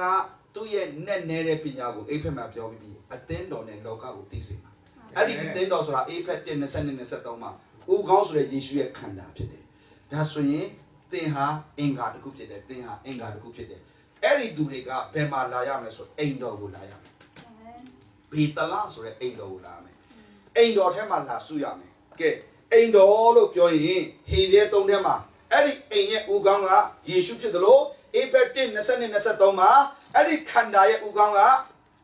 ယေရှုဒါဆိုရင်အဲ့ဒီဦးခေါင်းဆိုတဲ့ယေရှုကိုကျွန်တော်မြင်ဖို့အတွက်ကျွန်တော်တို့ကိုယ်တိုင်ရဲ့ဦးခေါင်းနဲ့ခန္ဓာရဲ့ဆက်နွယ်မှုကိုကြည့်လိုက်ရိုးလေးပဲရှင်းရှင်းလေးပဲကျွန်တော်ခေါင်းနဲ့ကျွန်တော်ခန္ဓာဆက်နေဖို့လိုတယ်ကျွန်တော်ခေါင်းနဲ့ကျွန်တော်ခန္ဓာမဆက်ရင်ကျွန်တော်သိပြီပဲကျွန်တော်ခေါင်းနဲ့ကျွန်တော်ခန္ဓာဆက်နေရင်လည်းပဲကျွန်တော်ခေါင်းကစဉ်းစားသမျှအရာအလုံးနဲ့တွေးခေါ်သမျှအရာအလုံးကြံစည်သမျှအရာအလုံးဟာကျွန်တော်ရဲ့ခန္ဓာကိုယ်ပေါ်မှာအပြုတ်မှုပေါ်လာတယ်ကျွန်တော်ရဲ့အုံနောက်မှာဉာဏ်ရှိသမျှအတိုင်းကျွန်တော်ရဲ့ခန္ဓာကိုယ်မှာတက်တည်လာဖြစ်တယ်ကျွန်တော်ရဲ့ခေါင်းကစဉ်းစားလိုက်တာနဲ့လမ်းလျှောက်ဖို့ကျွန်တော်ဆုံးဖြတ်ချက်ချလိုက်တာနဲ့ကျွန်တော်စပြီးတော့ဘယ်ဘက်လမ်းနဲ့ညာဘက်လမ်းနဲ့ဘယ်ဘက်လမ်းနဲ့ညာဘက်လမ်းနဲ့ဒီလိုပုံမှန်သွားနေတဲ့တစ်ချိန်တည်းမှာပဲ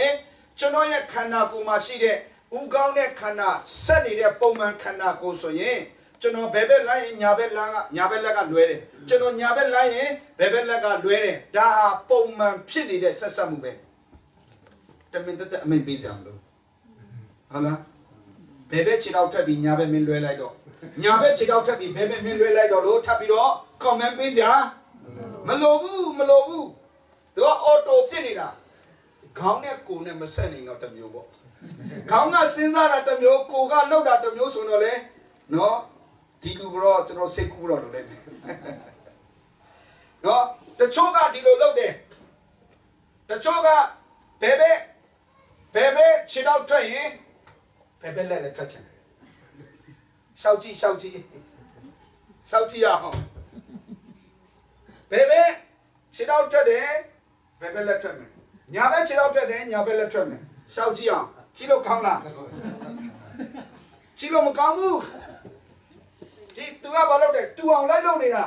ဘယ်ဘက်ထွက်လို့ဘယ်ဘက်ထွက်မယ်ညာဘက်ထွက်လို့ညာဘက်ထွက်မယ်ဘလို့မှပုံမလာဘူးနော်out of mindအဲ့ဒါဘာလို့တာလဲဆိုတော့အဲ့ဒါ uniform လို့လည်းခေါ်တယ်အေဂျီချင်းပဲပေါင်းတာနှစ်ချင်းပဲပေါင်းတာဖခင်ရဲ့အိမ်တော်မှာနှစ်ချင်းမရှိဘူးဖခင်ရဲ့အိမ်တော်မှာအေဂျီပဲမရှိဘူးဖခင်ရဲ့အိမ်တော်ထဲမှာအင်္ဂါပဲရှိတယ်အာမင်ဟာလေလုယာနော်ဒါကကြည့်သူတို့က AG ချင်းနဲ့ fellowship သူတို့ကနှစ်ချင်း fellowship သူတို့က Methodist ချင်း fellowship လုံးဝကြည့်လို့မလားတတ်ကြီးဖြစ်နေတယ်အဲ့ဒါကဖယားရဲ့အမြင်မှာလည်းလုံးဝကြည့်လို့မလားလူအမြင်မှာလည်းကြည့်လို့မလားသူတို့ကတော့သူတို့ကိုသူတို့အဟုတ်ထင်နေတာနော်မက်တပဲသွားနေတာမက်တအော်နှစ်ချင်းအဲ့ဒါ uniform အဲ့ဒါဘာမှမဟုတ်လို့ဆိုအဲ့ဒါ unity မဟုတ်unity ကဒါပဲဘယ်လက်ထွက်သွားတယ်ညာနဲ့ခြေထောက်နဲ့လက်နဲ့မှမတူဘူးနောက်ပြီးတော့ဘယ်ဘက်ထွက်လို့ညာဘက်လွဲတာဆိုတာကတူမှမတူတာဒါပေမဲ့အဲ့ဒါ unity ခေါ်တယ်အာမင်လာတယ်ကြည့်လို့လာတယ်ဟုတ်တယ်မလားပုံစံနဲ့ကြတယ်အဲ့ဒါမှ fit ဖြစ်တယ်ခေါ်တယ်အဲ့ဒါမှကျမ်းမာရေးကောင်းတယ်လို့ခေါ်တယ်ဟုတ်လားဒီနေ့ကျမ်းမာရေးချူချာနေတဲ့သူတွေကသူတို့မသိဘူးသူတို့ uniform လုပ်နေတာသူတို့ကျမ်းမာရေးမကောင်းဘူးဆိုတော့သူတို့မသိဘူးနော်ဒီနေ့ကျမ်းမာရေးကောင်းလားကောင်းလားခန္ဓာနဲ့ဥကောင်းနဲ့ဆက်နေရင်အော်တိုပဲအာမင်တချို့ကဒီလိုလုပ်တယ်တချို့ကရှောက်တယ်တချို့ရဲ့သူကဘယ်ဘက်လက်ကသူကဘာမှမလုပ်ချင်တော့သူကအတိတ်ကထားလိုက်တာအတိတ်ကထားပြီးတော့ရှောက်တယ်မင်းတို့ရှောက်ငါတော့မရှောက်ဘူးဒီလိုရှောက်တယ်အဲ့လိုဆိုတော့ဗာလဲမယ်ကြည့်လို့ကောင်းလားသူကပေကလုပ်နေလေအတင်းတော့မှမင်းတို့လည်းလို့သူကဂျန်ခိုနေတာ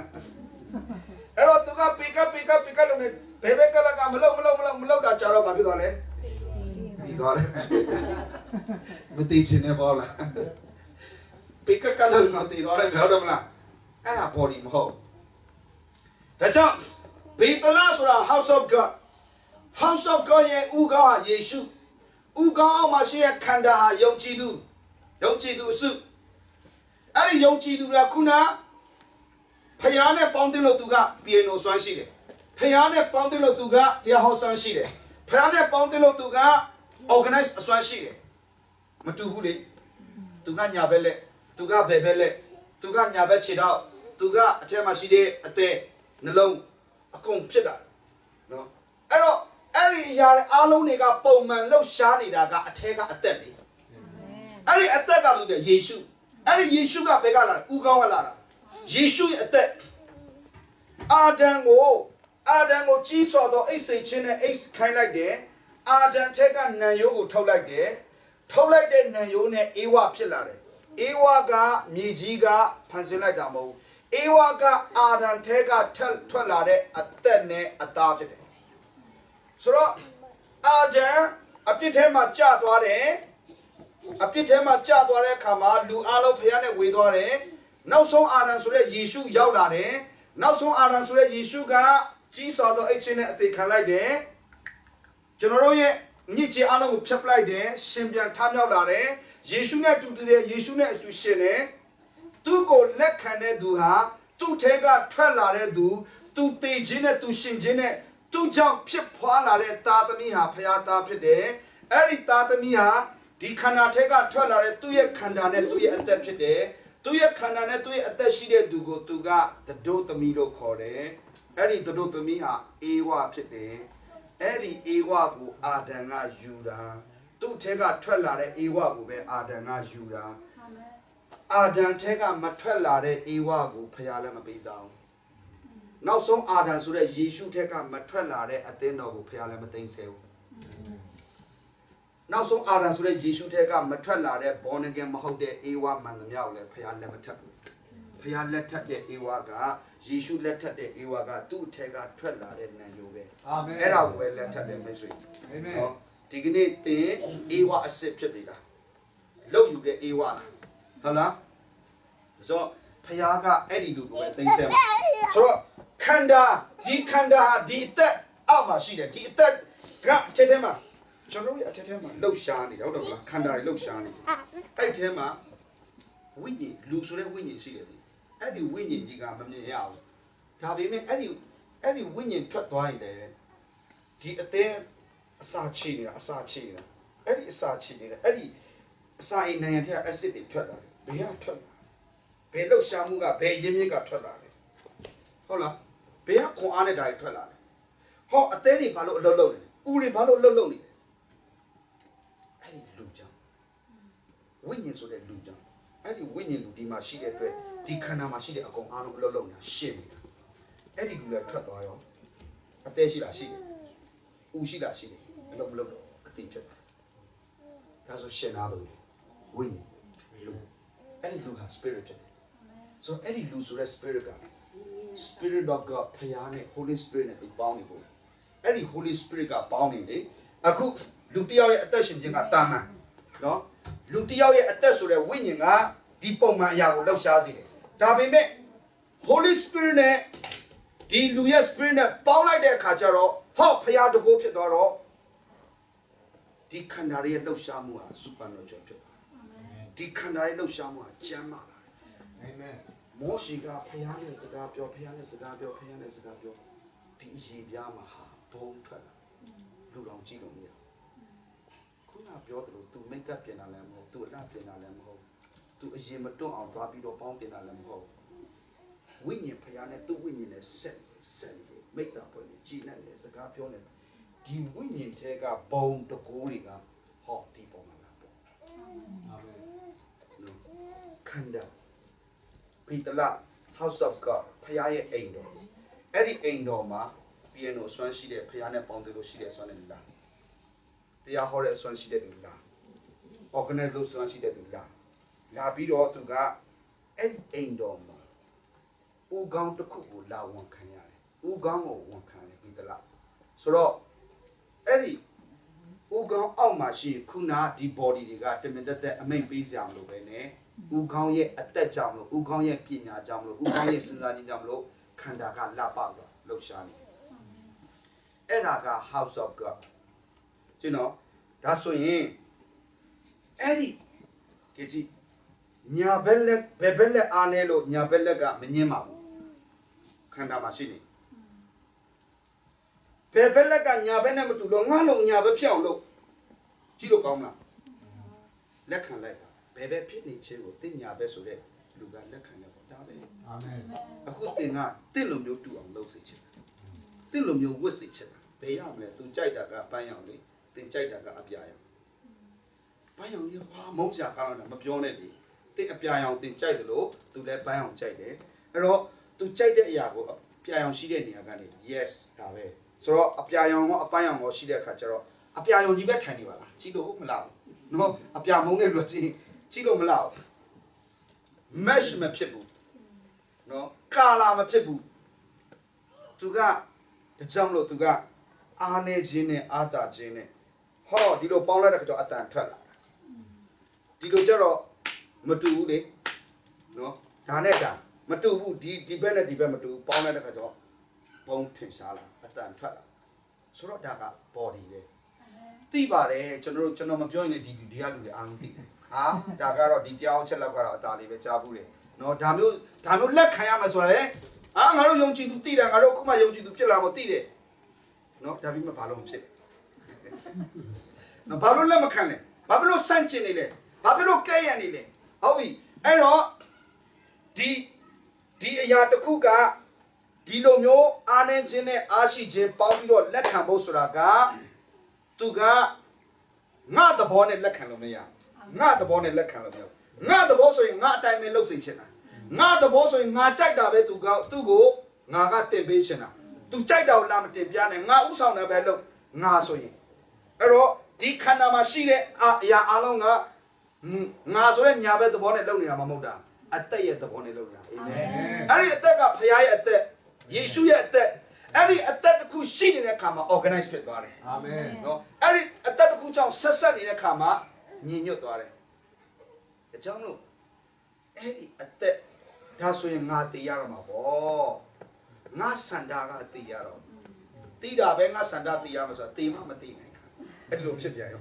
အဲ့တော့ဒီမှာကြည့်အဲ့ဒီ House of God ဆိုတဲ့ဖခင်ရဲ့အိမ်တော်ထဲကိုကျွန်တော်ပြန်ဖတ်မယ်ဘေသလမြို့အရှိ၌ရှိသောတောင်တို့ပြောင်းတဲ့ဘေသလမြို့အရှိအာဣမြို့အနောက်ဆက်ကြားမှာတဲကိုစောက်ရစ်ပလင်ကိုတဲတော်ကိုကျွန်တော်မျက်စိထဲမြင်ရတဲတော်ဆိုတာကတဲတော်ဝင်းကြီးရှိတယ်အဲ့ဒီဝင်းထဲမှာဖျားကင်းဝတ်တဲ့တဲတော်ကိုစောက်ထားတယ်အဲ့ဒီတဲတော်ထဲမှာနှစ်ဆင့်ရှိတယ်တန်ရှင်းရဌာနနဲ့အတန်ရှင်းသောဌာနဆိုပြီးတော့ရှိတယ်အဲ့တော့လူတွေကအပြင်မှာနေရတယ်နေရာယူရတယ်အဲ့လိုအပြင်မှာနေရာယူတဲ့အခါမှာအထဲမှာရှိတဲ့ဖျားနဲ့အဆက်အသွယ်ပြုဖို့အတွက်သူတို့ကအဲ့ဒီတဲတော်ရဲ့ဝင်းရဲ့အရှိဘက်ရမှာအပေါက်တစ်ပေါက်ပဲထားထားတယ်အဲ့ဒီအပေါက်ကနေလည်းဝင်ရတယ်တခြားပေါက်ကဝင်လို့မရတခြားပေါက်ကဝင်ရင်တခိုးပဲလားယေရှုကငါနဲ့မဝင်တော့သူဟာတခိုးပဲ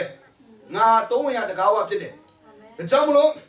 အဲ့ဒီအပေါက်ဆိုတဲ့အထိတ်ဆုံးအရှိဆုံးမျက်နှာကနေရှိတဲ့အပေါက်ကနေသူတို့ဝင်ပြီးတော့ဝင်ချင်းအထဲမှာရှိတဲ့အတန်ရှင်တို့ဌာနမှာရှိတဲ့ဖခင်နဲ့အဆက်အသွယ်ရဖို့ဝင်ချင်းသူကဘာလုပ်ရလဲဆိုတော့ရစ်ပူဇော်ရတယ်အဲ့ဒီရစ်ဆိုတာကသူ့အတွက်တည်ပြီးတဲ့တိုးဒါဆိုရင်အဓိပ္ပာယ်ကသူတည်တာပဲသူတည်တဲ့နေရာမှာတိုးကတည်ပြီးတဲ့အတွက်ယေရှုတင်တယ်အဲ့ဒါကြောင့်မလို့ဟိုထဲရောက်သွားတာအဲ့ဒီတိုးတည်ပြီးတော့အဲ့ဒီထဲရောက်သွားတာဒါဆိုရင်ကျွန်တော်တို့ကယေရှုဆိုတာကအဲ့ဒီရစ်ပဲအဲ့ဒီခြေဝါရစ်ပလင်ဟာယေရှုပဲကားတိုင်းပဲဒါဆိုရင်ကျွန်တော်တို့တရားနဲ့မှာယေရှုတည်သွားပြီကျွန်တော်တို့အာရန်ကဆင်းလာတဲ့ဇာတိဟောင်းအတ္တဟောင်းအားလုံးကကားတိုင်းမှာယေရှုနဲ့သူတည်သွားပြီအဲ့ဒါကိုယုံကြည်ခြင်းနဲ့သဘောတူယုံပြီးတော့ဝန်ခံသက်ရှင်ရတယ်ငါကတော့ရှင်နေတာမှန်တယ်ဒါပေမဲ့ခရစ်တော်ထဲမှာငါဆိုတဲ့မကောင်းတာကြိုက်တာငါဆိုတဲ့အတ္တရှိတာအားလုံးခရစ်တော်ကတည်ပြီးတပ်ပလိုက်ပြီလို့ပြောရင်ဖခင်ပြောရင်တည်တယ်ပဲပေါ့အဲ့ဒါကိုသဘောတူဒါကြောင့်မလို့ဟိုမှာတော့အယက်တော့ကိုခေါ်လာပြီ အဲ့ဒီခါမှာတင်ကဘာကိုသဘောတူပြီးတော့ဘာတကိုးကိုယုံရမယ်ဆိုတော့ယေရှုနဲ့အတူတည်ပြီးတော့ပြောလိုက်သူ့ကိုငါယေရှုနဲ့တည်သွားပြီအရက်တော့တက်တဲ့ငါယေရှုနဲ့တူတည်သွားပြီလို့ပြောလိုက်သုံးခေါက်တက်ပေါ်လာမခေါ်တော့ဒီကောင်ခောက်သွားပြီဆိုတော့ပြောမှလာမခေါ်တော့ကိစ္စမရှိသူတို့ကလောကကပညာကဖခင်ရဲ့ပညာကိုမိုက်တယ်လို့ထင်တာထင်မစေလေအဲ့ဒါကတကိုးဖြစ်တာဟုတ်ကျွန်တော်နော်ဒါကြောင့်လို့ကျွန်တော်ကအဲ့ဒါကိုယုံခြင်းနဲ့ဝန်ခံရတာကျွန်တော်ကိုဒေါသမထွက်အောင်ချုပ်လို့မှမရတာဒေါသထွက်เสียကြုံလိုက်ချက်ချင်းဝန်ခံလိုက်ကားတိုင်းမှာယေရှုနဲ့တူဒေါသထွက်တတ်တဲ့အာဒံကပါလိုက်လူဟောင်းသေပြီးပြီလို့ဝန်ခံလိုက်ထမတော့နာကောင်းနာမှာပေါ့တင်ဝန်ခံရင်နဲ့အဲ့ဒါ easy ဖြစ်သွားတယ်ဘုရားဖြစ်စေသွားတာအဲ့ဒါကျင့်စဉ်မဟုတ်အဲ့ဒါအာကိုးတာဝန်ခံတာ submit လုပ်တာခေါ်တယ်အဲ့ဒီအခါမှာဘုရားကကျွန်တော်ထဲကဘုန်းထင်ရှားတော့အဲ့ဒီတကူကိုသင်ယုံပြီးတော့ဝန်ခံရတယ်အဲ့ဒါတကယ်လဲလုပ်ခဲ့ပြီတကယ်လဲတည်တယ်အဲ့ဒီတည်တာကျွန်တော်ဘာလို့မရှင်းလဲကျွန်တော်ကအဲ့ဒါကိုဒီတိုင်းပဲယုံနာနဲ့မဖြစ်လာဘူးလေကျွန်တော်ကယုံနာမားတာကိုပြောတာမဟုတ်ဘူးအဲ့ဒါအမှန်ပဲအဲ့ဒါယုံရတယ်နော်အဲ့တော့အဲ့ဒီယုံကြည်ရဲ့တကူသက်တွေကကျွန်တော်ထဲမှာဖြစ်လာဖို့ကျွန်တော်ဒီရွေးချယ်ခြင်းနဲ့ကျွန်တော်တက်တာကမှဝန်ခံလိုက်တဲ့အခါမှာအဲ့ဒီတကူထင်ရှားအဲ့ဒီအသက်ထင်ရှားအကြောင်းအိမ်တော်ထဲမှာဝင်ရင်သူညာသူပဲဖြစ်တဲ့ခါမှာ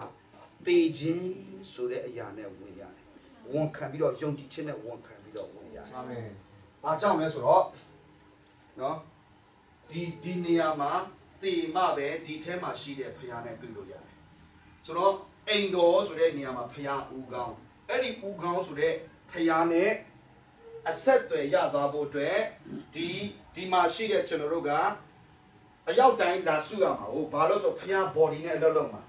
အရောက်တိုင်းရဲ့လူကလာစုတဲ့အခါမှာဒီမှာတယောက်နဲ့တယောက်စကားများစရာအကြောင်းရှိတဲ့အခါမှာတေဒီဆိုတဲ့ခရစ်တော်ကြောင့်တေဒီဆိုတဲ့အရာကိုသဘောပေါက်သွားရင်ခရစ်တော်ကငါတေသွားပြီညာဘက်နဲ့လှုပ်ချင်တာမဟုတ်ဘူးဘယ်ဘက်နဲ့အားနေတာမဟုတ်ဘူးအသက်ကြောင့်လို့ဝန်ခံနေတဲ့အခါမှာသူလည်းသူ့သဘောတည်တယ်သူလည်းသူ့သဘောကိုခရစ်တော်ကြောင့်တည်ပြီးတော့ယုံကြည်ခြင်းနဲ့အဲ့ဒီကားတိုင်းရဲ့တကူကိုသူနေ့တိုင်းဝန်ခံပြီးတော့အမှုရာအလုံးအဲ့ဒါနဲ့ကြီးညာကြွေးကြော်ပြီးတော့နောက်မှဝန်ခံရင်ကဲတင်ခြင်းရမယ်လို့ယောမ30ကိုမှပြောပြီးပြီဆိုတော့အဲ့ဒါကိုဝန်ခံနဲ့ဒီအိမ်တော်ထဲမှာသူကအဲ့ဒီလိုမျိုးပါတော့ဆိုတော့ဖခင်ရဲ့ဦးကောင်းကိုထင်ရှားစေရတယ်ဒါကြောင့်မလို့အိမ်တော်ဆိုတဲ့အသင်းတော်ဆိုတာကလူမျိုးတူလို့စကားတူလို့အဖွဲ့အစည်းတူလို့ဖွဲ့လိုက်တဲ့organization မဟုတ်ဘူးအိမ်တော်ဆိုတာကဥကောင်းတူသောယေရှုရဲ့ဥကောင်းမှာရှိနေတဲ့ခန္ဓာကိုယ်ဆိုတဲ့ဒီခန္ဓာတွေအစိတ်ပိုင်းတွေအားလုံးဟာအဲ့ဒီအသက်တစ်ခုထဲမှာလာပြီးတော့ပေါင်းစပ်နေတဲ့ organ ရဲ့ဆက်လှုပ်ရှားနေတဲ့ organism ဖြစ်တယ် Amen It's not an organization it is an organism Church is organism အဲ့ဒါကိုကျွန်တော်သဘောတူရတယ် Amen အဲ့ဒါနှုတ်ကပတ်တော်ရဲ့ဖခင်ရဲ့အလိုတော်အကြံစီပဲဖြစ်တယ် Amenဒါကြောင့်လို့ရှိခင်ရမှာတူးချင်းစီဟာဖခင်နဲ့ပေါင်းသင်းပြီးတော့ဖခင်ရဲ့ခွန်အားအစွမ်းကိုရယူဖို့လိုတယ်အဲ့ဒီအစွမ်းရှိနိုင်လည်းပဲတယောက်တည်းမနေရဘူးအိမ်တော်ထဲကိုလာတယ်အိမ်တော်ထဲလာရင်အပေါ့တိုက်တော်ရှိတယ်နော်ကော်ဘတ်တွေတော့ရှိတယ်ကိုယ့်ကိုစားမဲ့သူတော့ရှိတယ်ဒါပေမဲ့အစားခံလိုက်ခရစ်တော်နာမ၌ကိုငါသိပြီလို့အစားခံလိုက်တဲ့အခါမှာ तू ကပြောင်းလဲလာတယ်ဟာလေလုယာအာမင်နော်အဲ့ဒါမှာအိမ်တော်ဆိုပြီးတော့ပြီးပြန်လာအိမ်တော်ဖေတလပြီးသွားပြီဖေတလပြီးတော့သူပဲရောက်ဆိုဟေးပြုံထက်ရောက်သွားတယ်ဟေးပြုံရောက်တော့သူဘာပြန်လုပ်လဲရစ်ပလင်ထတ်တယ်တော့ဟေးပြုံဆိုတဲ့အရက်ရဲ့စကလုံးရဲ့ဟေးပြဲရဲ့အတိတ်ဘယ်ကဘာလဲဆိုတော့ leak L-E-A-G-U-E leak ဓမ္မတိစကလုံးမှာကျတော့ fellowship ဟေးပြုံဆိုတဲ့စကလုံးရဲ့အတိတ်ဘယ်က fellowship ခုနယုံကြည်သူတွေဟာအိမ်တော်ထဲမှာငါတည်ဒီဆိုတဲ့ဖခင်ရဲ့တကိုးတော်ဂရုတော်ကိုယုံပြီးတော့အချင်းချင်း fellowship ပြုလာရင်အဲ့ဒီဟေပြုံရဲ့အောက်မှာမန်ရည်တပိတ်တော်ဆိုတာရှိတယ်မန်ရည်တပိတ်တော်ဆိုတဲ့စကားလုံးရဲ့အဓိပ္ပာယ်က firm လို့ခေါ်တယ် F-I-R-M firm ခိုင်ခန့်ခြင်းအဲ့ဒီယေရှုနာမကြောင့်ငါတည်ဒီဆိုတဲ့သဘောနဲ့အချင်းချင်းဥကောင်းတူသောယေရှုကိုဝန်ခံပြီးတော့ပြုနေတဲ့မိသားဒီ firm ဖြစ်လာတဲ့အခါမှာဟောအိမ်တော်ထင်ရှားတယ်အာမင် fellowship ဟာခိုင်ခန့်လာတဲ့အခါမှာယေရှုနာမကြောင့်ပြုတဲ့မိတ္တဟာယဟာနော်ခိုင်ခန့်လာတဲ့အခါမှာယေရှုကပြောတယ်ငါဒီတင်တို့ကိုချစ်တယ်နေလို့တင်တို့ဒီအချင်းချင်းချစ်ကြသောအခါမှာလောကကလူတွေကမင်းတို့ကိုကြည့်ပြီးတော့ငါတပည့်လို့ပြောတယ်အာမင်အာမင်အာမင်ဒါဖခင်ရဲ့အကြံစီအိမ်တော်ရဲ့အကြံစီဖခင်ကလေအဲ့ဒီအာဗြံရဲ့အဲ့ဒီလိုမျိုးဖခင်ကိုယုံကြည်ခြင်းနဲ့ဝန်ခံခြင်းခက်ခြင်းရဲ့တက်တည်ကြောင့်အာဗြံဖခင်အဲ့ဒီအာဗြံဖခင်လို့ခေါ်ရတဲ့အရင်အမြင့်ရဲ့အစပြုတာ worship ကိုယ်ွယ်ခြင်းဖြစ်တယ်အဲ့ဒီကိုယ်ွယ်ခြင်းတော့ဖခင်နဲ့ယဉ်နီးတယ်အဲ့ဒီကိုယ်ွယ်ခြင်းတော့ဖခင်နဲ့ယဉ်နီးပြီးတော့ယဉ်နီးတဲ့သူချင်းနဲ့ထပ်ပြီးတော့ပေါင်းတဲ့အခါမှာဥကောင်းအထင်ရှားတယ်အဲ့ဒီပြုတဲ့ဖခင်နာမကြောင့်ပြုတဲ့မိသားရခိုင်ခန့်လာလေလေအဲ့ဒီအိမ်တော်ရဲ့ဥကောင်းအထင်ရှားတယ်ဥကောင်းရဲ့တကိုးနဲ့ပိတ်သိက်ဟာဒီပေါ်မှာစီစဉ်နေတယ်အာမင်အာမင်ဟာလေလုယာအာမင်ဒါကြောင့်မလို့အဲ့ဒီသဘောကိုအဲ့ဒီမျက်မှောက်တော်ထဲမှာနေတဲ့သဘောကိုမောရှေလည်းတောင်းသဘောပေါက်သူကအသက်80ရှိပြီးတော့တော်မှာအနည်း40အချိန်ပြုံးနေပြီတိုးချောင်းသားညှို့လင်းချက်လည်းမရှိတော့ဘူးအသက်လည်းကြီးပြီဘာမှလည်းသူထပ်ပြီးတော့ဟိုရီမန်းချက်ပန်းနိုင်လည်းမရှိတော့ဘူးဒါပေမဲ့ဖခင်ကကြည့်ဖခင်ကနှလုံးသားကိုကြည့်ဖခင်ကလူကိုကြည့်အဲ့ဒီခါမှာဖခင်ကမောရှေကိုပဲပြန်လာခေါ်တယ်ဖခင်မောရှေကဖခင်ကိုခေါ်စရာအကြောင်းမရှိတော့ဘာဖြစ်လို့ဆိုတော့သူလှုပ်ခဲ့ပြီသူစူးစမ်းခဲ့ပြီသူမတတ်နိုင်လို့သူနဲ့ပတ်သက်တဲ့ဖျားပေးထားတဲ့လူတွေကိုသူကမပြုတ်ပေးနိုင်တဲ့ခါမှာသူလက်မြောက်ဆုံးပေးပြီးတော့သူဇက်မြုပ်လိုက်ပြီယာတုလည်းမရှိတော့ဘူးအာတာလည်းမရှိတော့ဘူးပညာလည်းအနည်း40လောက်ကွာသွားရင်အများကြီးကွာသွားပြီအခုကျွန်တော်ကွန်ပျူတာမရိုက်တော့ကလေးတော့ဆိုပြီးတော့ဘာမှမသိတော့ဘူးเนาะအများကြီးကွာသွားပြီဆိုတော့သုံးလို့မရတော့ဘူးလို့ကိုထင်လို့ရတယ်ဒါပေမဲ့မိတ်ဆွေစိတ်ဓာတ်မကြနဲ့ကွန်ပျူတာမကျွမ်းရင်လည်းပဲဒီမှာကျွန်တော်ရဲ့ကွန်ပျူတာရှိတယ်အာမင်။နော်ကျွန်တော်တို့ကွန်ပျူတာဘယ်တော့မှမဟောင်းဘူး။ update ပဲအမြဲတမ်း update ပဲနေ့တိုင်းသင်သုံးအဲ့ဒါ update ပဲ software တွေကလည်းအသစ်ပဲဟုတ်လား။ကျွန်တော်တို့ကအမြဲတမ်းလပစေနေတာအမြဲတမ်းစမ်းကြယ်တဲ့ technique တွေထွက်လာတာ hallelujah အာမင်။နော်ကျွန်တော်ရဲ့စစ်မှန်သောကွန်ပျူတာဖြစ်တယ်အာမင်။ Apple ကတော့တနာလာပါ Apple က virus တွေပါခါလေးဝင်သွားတယ်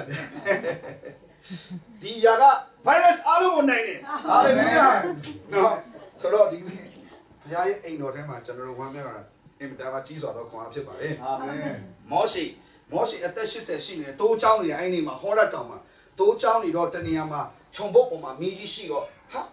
မနေ့ကဒီနားမှာသူဖြတ်ခဲ့တာပဲဒီခြုံပုတ်ဘာမှလည်းမဟုတ်ပါဘူးနော်ဂိမ်းဆိုင်စရာမရှိဘူးဒီခြုံပုတ်ကသူခြေတော့လက်ခံသွားစရာအကြောင်းရှိလို့ကြော်ခွတ်သွားလို့လည်းရတယ်နော်သူ့တိုးတွေလည်းအိုင်နာဖြတ်သွားလို့တေးပန်းကောင်းပန်းမှာပဲအလေးပေါ်သွားလဲသွားကောင်းမှာပဲခြုံပုတ်ကခြုံပုတ်ပဲဒါပေမဲ့ဒီနေ့တော့ဟာသူဖြတ်နေကြသူမြင်နေကြသူပတ်ဝန်းကျင်သူရှိနေကြအတန်ဝဲမှာအောက်ပွဲတွေ့သွားတယ်ခြုံပုတ်ပေါ်မှာမီးရှိနေတယ်မီးရှိတော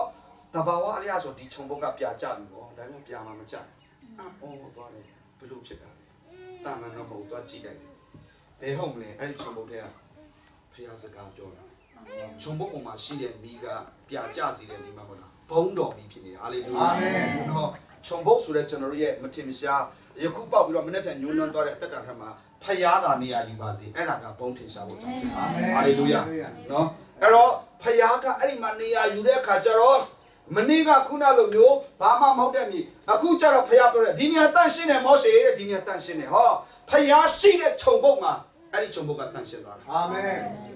်တင်းနဲ့ကျွန်တော်ခြုံပုတ်ပြဿနာမရှိဘူးလူထင်သေးတဲ့ပြဿနာမရှိဘူးဖျားတာအခွင့်ရနေဖျားတာကျွန်တော်အုပ်စိုးနေအဲ့ဒီနေရာဟာလူတိုင်းဒုထောက်ရမယ့်နေရာဖြစ်တယ်အဲ့ဒီနေရာမှာလူတိုင်းဖျားကိုတွေ့ရမယ့်နေရာဖြစ်တယ်အဲ့ဒီနေရာဟာလူတွေကိုမျော်လင့်ခြင်းပေးမယ်မောရှေရဲ့ဖျားရဲ့အရင်မြင့်နေရာဖြစ်လာတယ်အာမင်ဘာမှမဟုတ်ခြုံပုတ်ပဲမောရှေဖျားနဲ့အချိန်ယူတဲ့ခြုံပုတ်ကဟုတ်အေဂုတ်တုပီကလူတွေမသိပါဘူးသူတို့ကမင်းပယ်ကလာတယ်မင်းဘယ်သူခိုင်းလို့လဲထပ်မေးလိုက်သေးတယ်လောကမှာလည်းမင်းတို့ဘယ်သူခိုင်းလာတရားခေါ်လဲမေးပါပဲမေးတာပါပဲနော်ကျွန်တော်တို့ကတော့မဟုတ်ဘူးကျွန်တော်တို့ကခြုံပုတ်ကပဲလာကျွန်တော်တို့ကခြုံပုတ်ကဆိုဝမ်းနေတာလေငါတို့ကြောင်းလည်းမပြီးဘူးငါတို့လည်းပွဲလည်းမရဘူးကြောင်းတိမ်တော့ကောင်းပါပဲဟောဒီလိုစဉ်းစားတယ်လူကဟုတ်ဘူးမိတ်ဆွေခြုံပုတ်ဖြစ်နေပါစေဖခင်နဲ့တွေ့ဝရေးကြီးအာမင်အဲ့ဒီခြုံပုတ်မှာတွေ့လိုက်တဲ့ဖခင်ကလေဘွဲ့ဒီဂရီကိုကျွန်တော်စော်ကားနေတာမဟုတ်ပါဘူးဒီကနေ့အဲ့ဒါကလောကအတွက်သက်သေဖြစ်တယ်ဟာလေလုယ